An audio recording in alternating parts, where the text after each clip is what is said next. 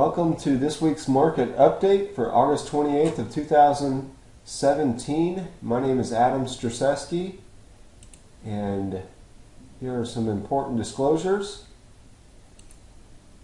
In our agenda, we're going to go through the broad market readings, and then we're going to go over the operating plan. First things first, are we worried about a bear market? Are we in bear market territory? No, not even close. For us to get down there, we need the S&P and the All World ex-USA Index to be below the 12-month rolling performance of Treasuries. We're not even close. So right now we've got the All World ex-USA that is slightly outperforming the S&P 500. Looks like it's going to close that way by the end of the month, but there could be some changes in price. We've got a few more days of this month, so we'll see what happens there. As far as correction risk, we are in a correction. We look for three things when it comes to these oscillators right here. One is it overbought or is it oversold? Any divergences or any reversals? There are no divergences. There was only a negative reversal as of the close from last Friday. Now this could be just a move on the way up to the upside if it does continue to break, but from the close this is a negative reversal, which would signal lower prices coming into this week. So we'll see if that plays out. As far as the context of the S&P 500, looks like we're coming off of this wedge, and this looks like to be the first leg down. After a wedge, we typically look for two legs down. So we'll see if this leg continues down or if it does in fact turn and go to the upside. And here's our operating plan. We still like, for the monthly trender, we still like preferreds in the All World ex-USA Index, and for the weekly swing, these are the guys that we like. And nothing for scalps right now. When it comes to the All World ex-USA Index, we had a nice week last week, up 0.67%.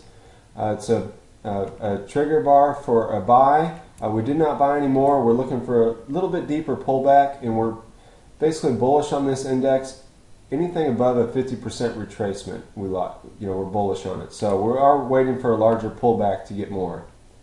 When it comes to Canada, good week for Canada, up almost 1.5%, and we'll see if we can break above this double top right here. So we had a pullback. There wasn't a lot of follow through with the bears, and so now it's the bulls' chance to really get an advance right here. If it does continue to the upside, then we will more than likely move our stop up below this low here.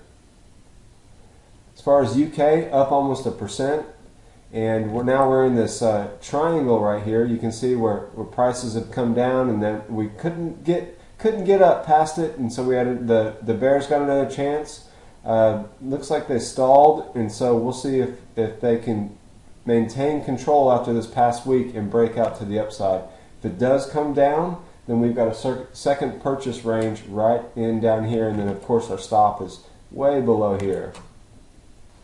When we look at the Russian index, good week, up over 3%. Big week for RTS, and it looks like we broke out of this bear channel right here, and so it's looking good. We had a second purchase that was done in this area, and so we like it. It was a good week for it, and we'll see if it can continue. So we want to adjust the stop up as soon as possible, but we're going to wait and just wait on price action and see if we can move it up here pretty soon. As far as Japan, down 0.34%. Not a great week for Japan, not necessarily a bad week, but it's good that the bulls were able to hold the bears and close not necessarily below the low of the prior week. So we do have a second purchase price in this area, and then an initial stop down in here.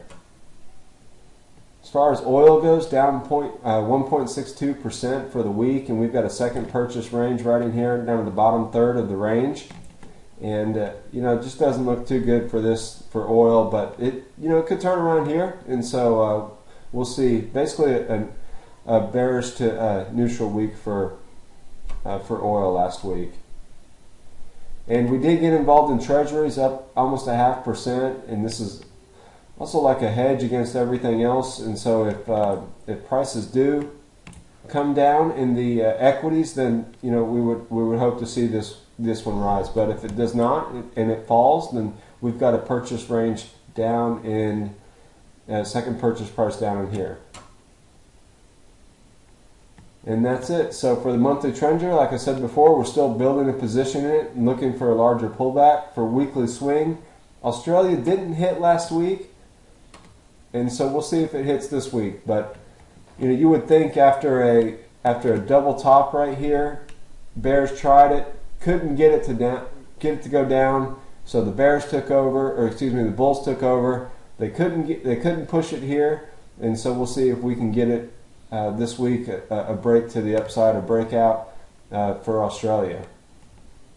And then of course if the buy does trigger, then we've got a second purchase range down in here, an initial stop below the red line. All right, have a great week, and we'll talk to you next time.